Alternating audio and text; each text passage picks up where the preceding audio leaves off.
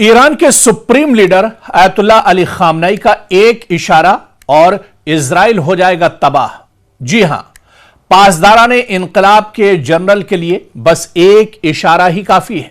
यानी इजराइल और अमेरिका की एक गलती इजराइल के खात्मे का सबब बन सकती है।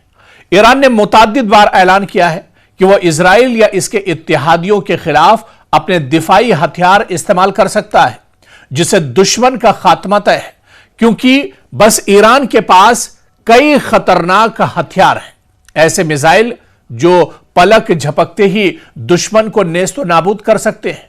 इजराइल और अमेरिका के खिलाफ बड़ी कार्रवाई ईरान कर सकता है।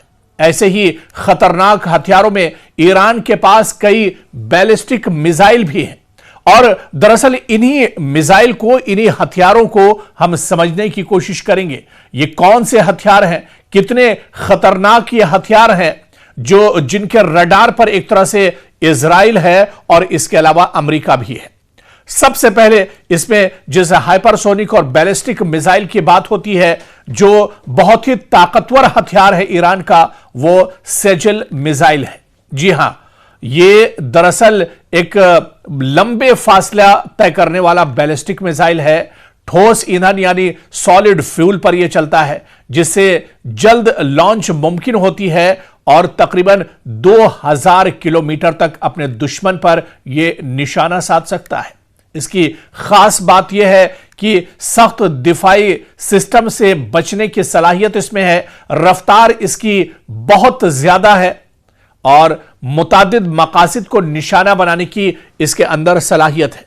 इस मिसाइल की वजह से ईरान को मुमकिना तौर पर इजराइल, उर्दन, सऊदी अरब और मशरिक़ वुस्ता के बड़े हिस्से तक निशाना बनाने की सलाहियत एक तरह से मौजूद है।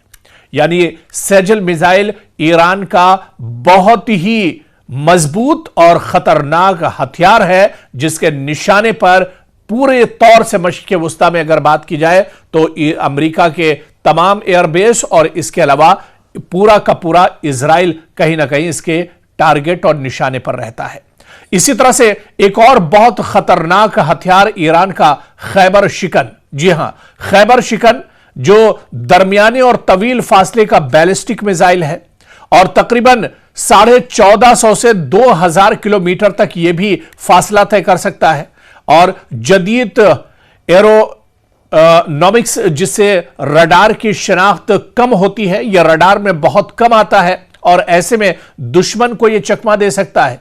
इसकी एक्यूरेसी बहुत ज्यादा है और तबाही वाला वारहेड इसे माना जाता है। एक्यूरेसी ऐसी कि एक बार अगर आपने इसे लॉन्च कर दिया तो यह सीधे अपने दुश्मन के निशाने पर ही एक तरह से जाकर लगता है। मोबाइल लॉन्च प्लेटफॉर्म से भी इसे दागा जा सकता है। तो ईरान ने खैबर शिकन मिसाइल पहली बार अमली तौर पर इस्तेमाल किया है जब इसने इजराइल को जवाबी हमले में निशाना बनाया था। 12 दिनों की जब जंग हुई थी, उस वक्त खैबर शिकन मिसाइल का इस्तेमाल ईरान ने पहली बार किया था और इजराइल के अंदर काफी तबाही ईरान ने मचाई थी। एक और इसी तरह से हथियार फतेह जो मिसाइल है, यह भी बहुत खतरनाक है। एक मजबूत मिसाइल है ईरान के पास। इसकी नौयत की अगर बात की जाए, यह भी एक बैलिस्टिक मिसाइल है। तारीखी पस मंजर की बात की जाए तो ईरान ने इसे कई साल पहले मुतारिफ कराया था, कई साल पहले बनाया था और फिर इस पर कई बार इसका इस्तेमाल किया गया। आप देखिए कि यह मोबाइल लॉन्चर से दागा जा सकता है, निस्बतन कम फासले पर तेज हमला कर सकता है और यह मिसाइल ईरान के इलाकाई दिफाई सिस्टम यानी दिफाई निजाम जो डिफेंस सिस्टम का हिस्सा है और पेशगी फौजी रेस्पॉन्स के लिए भी एक तरह से इसका इस्तेमाल किया जाता है। तो दरअसल कई ऐसे बड़े हथियार और खतरनाक हथियार हैं जिनका हम जिक्र कर रहे हैं, जो ईरान के लिए एक बड़ी मजबूती है और दुश्मन के नाक में दम करने के लिए यह हथियार ईरान का एक तरह से मजबूत कहीं ना कहीं सपोर्ट ईरान को मिलता है और ये ईरान के मजबूत हथियार है। ऐसे में ये मिसाइल काफी खतरनाक समझे जा सकते हैं और इसी तरह से जो मिसाइल हैं, इन मिसाइलों के रेंज की वजह से ईरान खुद से हजारों किलोमीटर दूर मौजूद इलाकों तक भी हमला कर सकता है, जिसमें इजराइल और मशरिक वस्ता के अहम शहरों या फौजी मराकज भी एक तरह से शामिल हैं।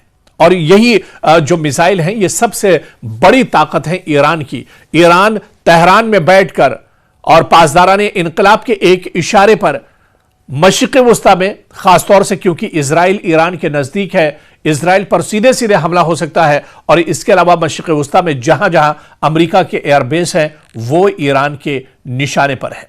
सेजल मिसाइल, जिसका हमने शुरू में ही जिक्र किया, यह मिसाइल तेज रफ्तार मिसाइल है और आसान लॉन्च है, जिससे दुश्मन के दिफाई नेटवर्क को बेनकाब करने में मदद मिलती है। और यह मिसाइल दरअसल अमेरिका के दिफाई सिस्टम को बहुत ज्यादा मजबूत करता है। और आप देखिए कि ईरानी जराये के मुताबिक खैबर शिकन और दीगर मिसाइल को अमली तौर पर इजराइल के खिलाफ इस्तेमाल किया गया था। जब पिछले दिनों 12 दिनों की जंग हुई थी, उस 12 दिन के जंग में खैबर शिकन और इसके अलावा सिजिल मिसाइल का इस्तेमाल भी ईरान ने किया था। और खास तौर पर ऑपरेशन वादे सादिक के दौरान भी इन मिसाइलों का इस्तेमाल ईरान कर चुका है।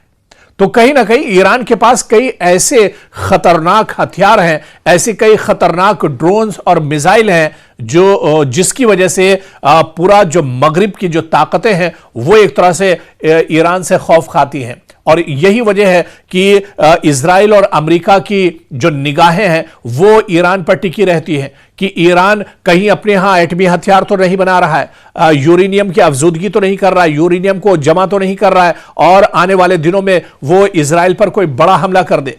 हालांकि ईरान का बार बार यह कहना है कि अगर वो एटमी हथियार एक तो बना नहीं रहा है, लेकिन अगर आने वाले दिनों में वो एटमी हथियार बनाएगा, एटमी हथियार पर काम करेगा, तो वो अपने डिफेंस के लिए, अपनी सिक्योरिटी के लिए, अपने आप को मजबूत करने के लिए वो एटमी हथियार बनाएगा, ना कि किसी के ऊपर हमला करने के लिए। और इसी तरह से ईरान ने यह भी कहा कि अगर यूरेनियम की अफजूदगी ईरान कर रहा है तो उसके पीछे भी उसके मकासद अच्छे हैं, ना कि उसे निगेटिव तौर पर लिया जाए। लेकिन फिर भी जो मगरबी ताकतें, खासतौर से अमेरिका और जो इजराइल है, वो ईरान से खौफ खाती रहती हैं। आपको याद होगा कि इससे पहले जब इजराइल ने ईरान पर हमला किया था तो इजराइल ने सीधे सीधे यही इल्जाम लगाया था कि ईरान एटमी हथियार बना रहा है। ईरान के पास एटमी हथियार हैं जो इजराइल के लिए बहुत बड़ा खतरा है और इसी खतरे को लेकर ईरान पर हमला किया गया है। हालांकि 12 दिन तक जंग चली और जंग के क्या कुछ असरात हुए, क्या कुछ नतीजा निकला, यह पूरी दुनिया के सामने है। 12 दिन की जंग में जब जवाबी हमला ईरान ने किया तो दुनिया ने ईरान की ताकत देख ली थी। दुनिया ने यह देख लिया था कि ईरान के अंदर सिर्फ बहादुर जंगजू ही नहीं है, बल्कि ईरान अब लेटेस्ट हथियारों से भी एक तरह से लैस है। इसके पास हाइपरसोनिक मिसाइल भी अब एक तरह से मौजूद है, ऑटोमेटिक हथियार भी इसके पास है, इसके पास ऐसे ड्रोन हैं जो इजराइल के डिफेंस सिस्टम को भी एक तरह से चकमा दे सकते हैं। तो कुल मिलाकर ईरान की जो ताकत है, और हालिया दिनों ईरान की जो ताकत बढ़ी है, जंगी साजो सामान में जिस तरह से इजाफा हुआ है, लेटेस्ट हथियार जिस तरह से ईरान के पास बढ़े हैं, ऐसे में अमेरिका और इजराइल ईरान से खित्ते में अब बुरी तरह से डरे हुए हैं।